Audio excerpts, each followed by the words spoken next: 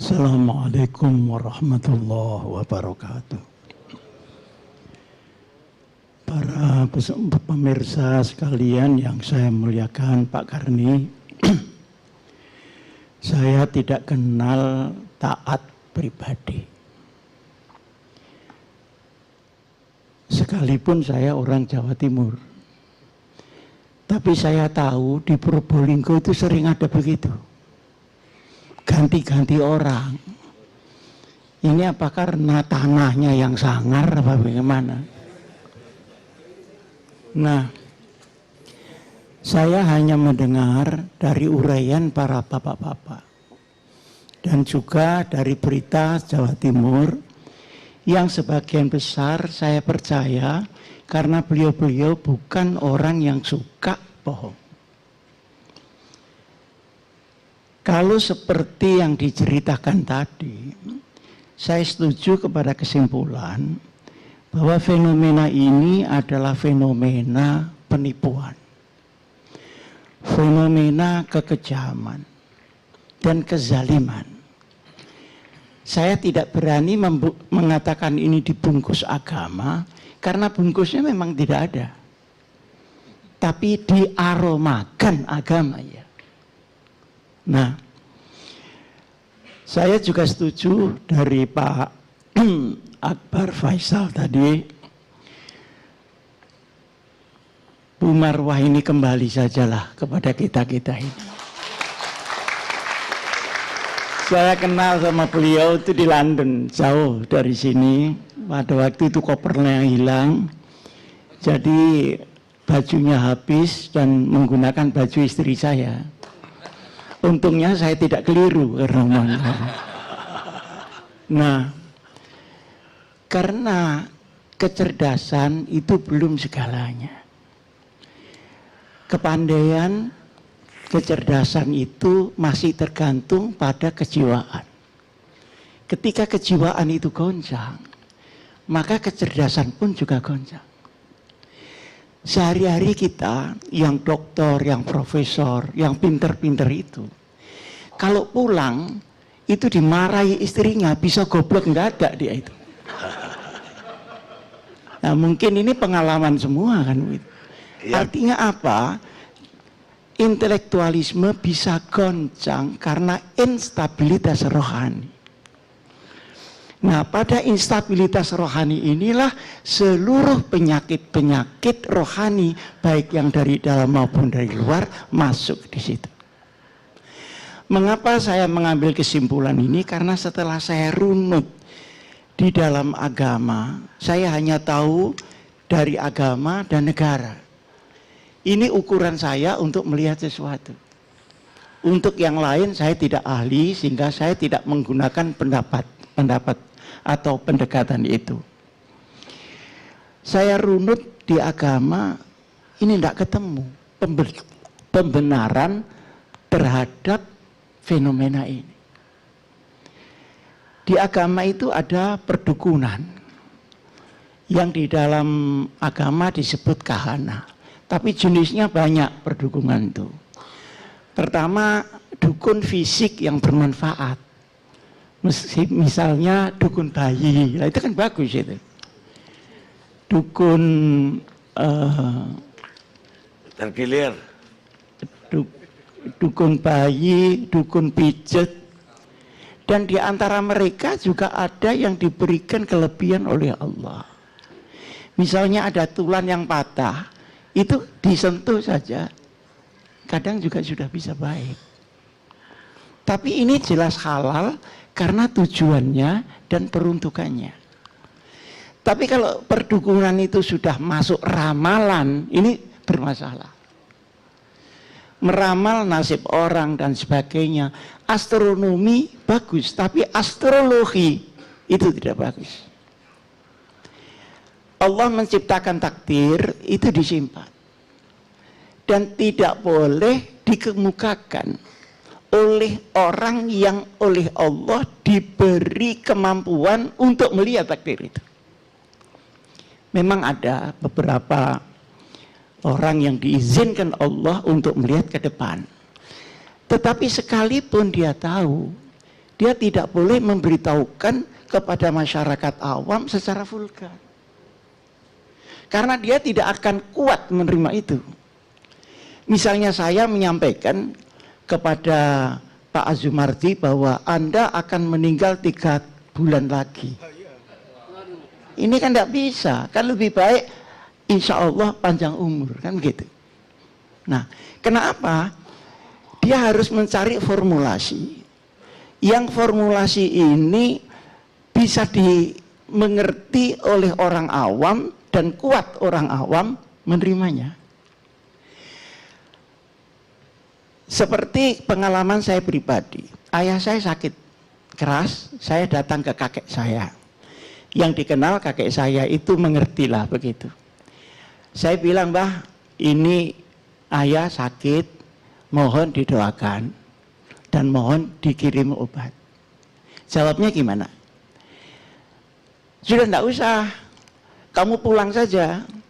Enggak, kalau akan mati tahun ini, enggak bakalan. Gembira saya pulang, Pak. Karena enggak tahun ini. Nah, saya tidak sadar bahwa ini sudah di penghujung tahun. Akhirnya 5 hari kemudian Muharram, innalillahi wa inna ilaihi raji'un. Tapi menyampaikannya kan baik. Dan itu larangan kepada siapa ahli hakikat untuk menyampaikan hakikat tanpa bungkus. Itu tidak boleh. Nah, kemudian ada memang perhitungan, bukan ramalan. Kalau kamu begini akan terima Allah begini. Kalau kamu begini, Tuhan akan memberi begini. Itu memang ada patokannya di dalam agama. Ini bukan ramalan. Misalnya yang sing becik ketitik Allah ketara. Kita bisa mengatakan, kamu berbuat sekarang, nanti panen loh. Yang akan datang. Ini bukan ramalan, memang ketentuan yang maha kuasa begitu. Tapi kalau kemudian membongkar takdir, ini tidak boleh. Menjadi ahli nujum juga tidak boleh. Kadzabal munajjimuna walau sadaqu. Orang ahli nujum itu bohong sekalipun dia benar. Jadi kalau benar pun juga ketepatan. Nah, ini jenis perdukunan pertama. Jenis dukungan kedua adalah yang menggunakan berkolaborasi dengan makhluk halus, makhluk gaib yang masih bisa dihubungi untuk menyampaikan hasrat dan tujuan-tujuannya. Dan makhluk itu hanya 2, setan atau jin. Malaikat tidak mungkin, karena malaikat bukan sewaan. Dia hanya bekerja dengan garis Allah. Tapi yang 2 ini bisa dipakai untuk teman. Dikirim ke sana melihat yang di sana apa. Dikirim ke bank sana ambil beberapa uang ke sini. Tapi setan ini juga tidak bisa menjelma uang untuk selamanya. Tapi dia menggeser uang itu bisa. Tapi jahatnya setan itu kalau sudah dipakai orang, maka dia akan meminta upah yang sangat tinggi. Baik dia berupa harta, kehidupan, atau mungkin binatang, yang banyak adalah nyawa orang. Sehingga banyak tumbal-tumbal yang harus dikorbankan untuk itu. Nah, kalau jin itu kadang bisa baik, bisa buruk. Kenapa? Karena ada yang muslim juga, Pak Karni. Nah, tapi semuslim-muslimnya dia juga tetap minta upah. Nah, upahnya adalah dia harus dirawat kemauannya, kalau tidak dia akan mengganggu keluarga itu. Jadi tidak ada gunanya kiai punya santri jin. Kalau dia kiai ini memang kedatangan sendiri monggo, tapi kalau dia manajemen perjinan itu tidak usah. Tapi yang paling bahaya adalah setan yang meminta tumbal atas perintah-perintah manusia. Jadi kematian itu kadang-kadang pembunuhan, kadang-kadang ketumbalan daripada yang diminta oleh setan-setan itu. Nah, ini antara beda dan tidak bedanya antara perbedaan dengan kesamaan jin dengan setan itu. Nah, sekarang kalau kita geser menjadi karomah, ini sangat jauh, Pak. Ini hitam putih yang disebut black magic dan white magic. Karomah selalu berjalan dimulai dari kesalehan, kecuali Allah menghendaki lain. Ada orang perampok misalnya, kemudian karena dia mendapat hidayah, dia menjadi waliullah. Seperti Sunan Kalijogo. Tapi setelah jadi waliullah, dia tidak menggandakan uang, Pak. Nah, ini pada proses karomah ini, ada yang langsung memang oleh Allah ditunjuk, tapi ada juga yang harus merangkak dari bawah. Nah, orang-orang pertama kali dia soleh, naik lagi dia punya basiroh, artinya hatinya itu terasa, oh ini baik, ini tidak. Nah, ini sangat diperlukan oleh seorang pemimpin di dalam mengangkat siapa pembantunya. Tidak cukup dengan rasionalitas, tapi harus dengan rasa juga, supaya dia tidak keliru terus, dia menunjuk pemimpin itu. Naik lagi namanya fadilah. Fadilah artinya kelebihan yang diberikan Allah. Naik lagi ma'unah. Ma'unah ini adalah pelipat gandaan kekuatan orang jauh dari kekuatan yang sesungguhnya. Seseorang sebetulnya tidak kuat untuk menjadi presiden, tapi karena diberi ma'unah maka dia kuat. Tapi ketika itu diambil, ya kelihatan bodohnya aslinya. Nah, sehingga dengan demikian naik lagi baru karomah. Nah, karomah ini diberi oleh Allah kemampuan untuk melihat serba dimensi, yang lalu, yang sekarang, dan yang akan datang. Jadi kalau ketemu orang, itu dengan gamblang dia bisa membaca. Kenapa? Sekat-sekat daripada dia dengan alam gaib dan kodrat Allah itu diambil oleh Allah Subhanahu wa Ta'ala, sehingga semuanya itu terang. Tetapi seterang-terangnya dia tidak boleh membuka ini kepada manusia biasa.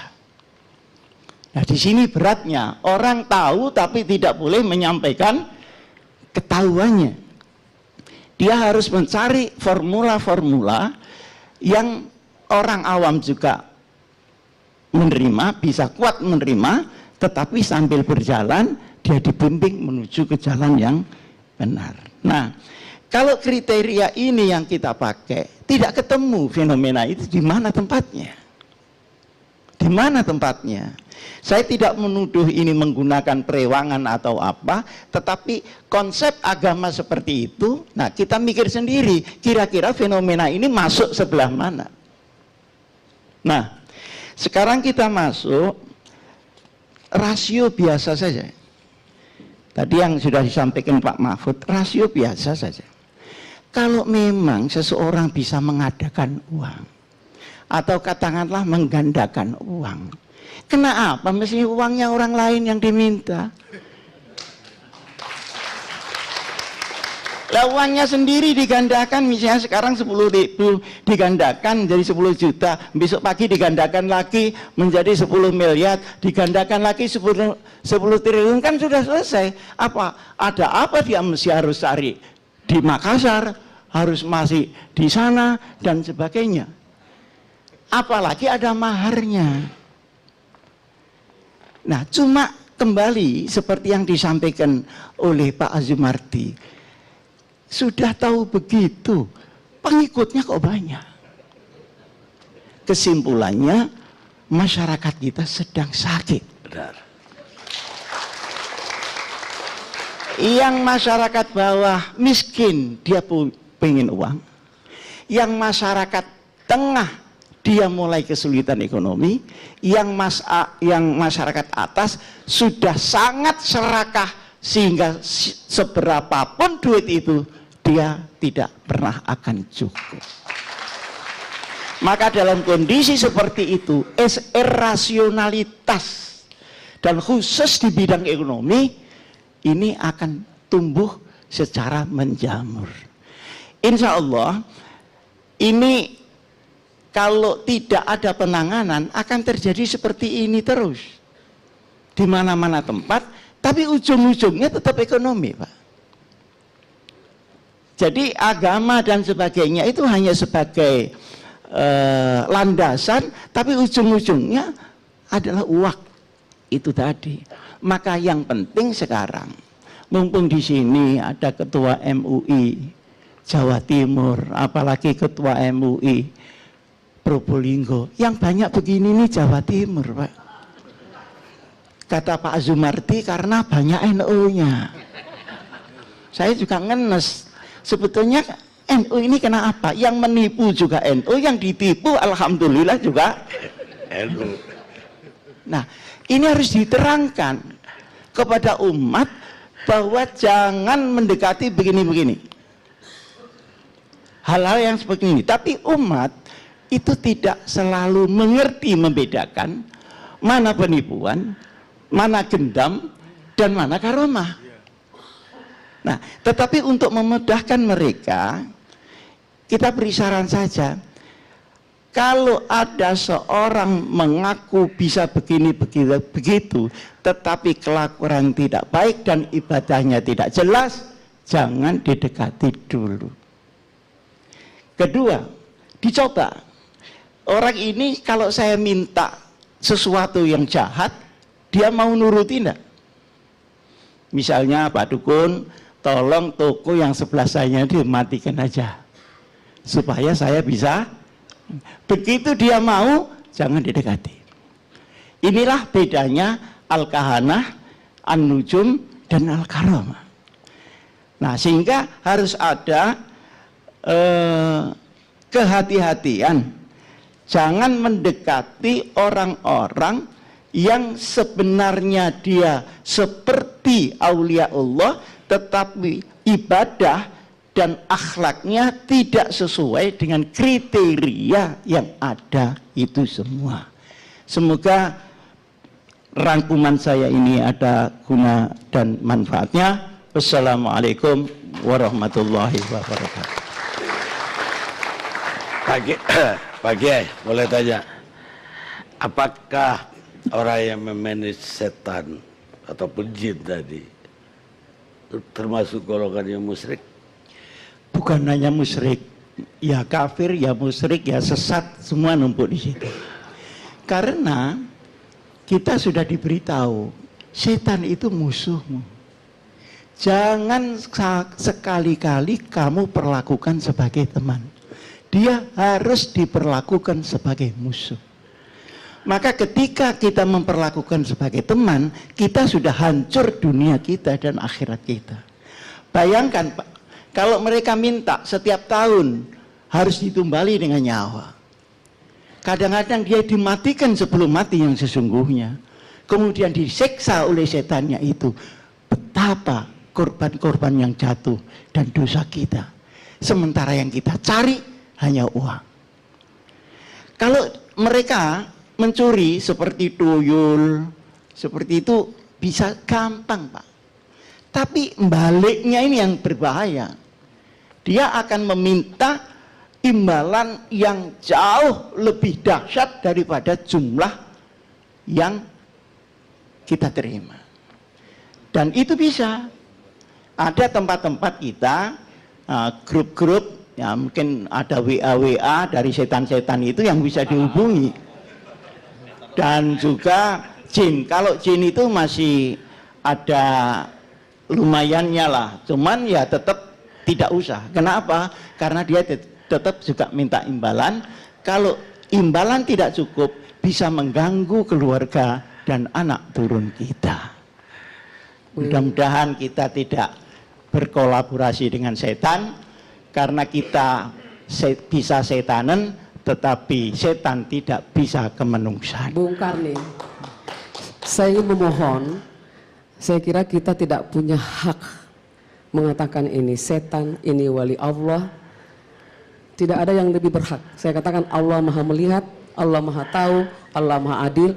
Mari kita berproses. Mari. Kita punya pengalaman masing-masing. Ya, tadi punya, dan Ibu Pak Kiai saya benar, hormati. Saya kira bukan hak kita hanya karena kita majelis ulama. Saya bisa balik.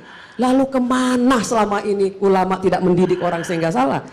Saya kira ini belum selesai nih, belum selesai perdebatannya. Tapi saya hormat. Tapi hak kita manusia, saya kira bukan untuk mengkafirkan, memusyrikkan. Ini panjang. Mari kita belajar proses. Baik. Begini, Terima kasih banyak. saya kan tidak menuduh siapapun. Kriteria di dalam agama seperti itu. Nah terserah bapak-bapak memasukkan fenomena ini di sebelah mana di dalam masalah-masalah yang menyangkut ini. Nah yang tepuk tangan ini memasukkan di setan, di jin apa di wali Allah, kan begitu terserah. Nah, itu. Tapi begitulah ketentuan yang ada. Sekarang penggandaan atau pengadaan itu menurut Pak Mahfud secara ilmu negara kan sudah kriminal. Nah, secara negara bagaimana kesucian itu lalu berubah menjadi kriminal? Baik, baik. Terima kasih.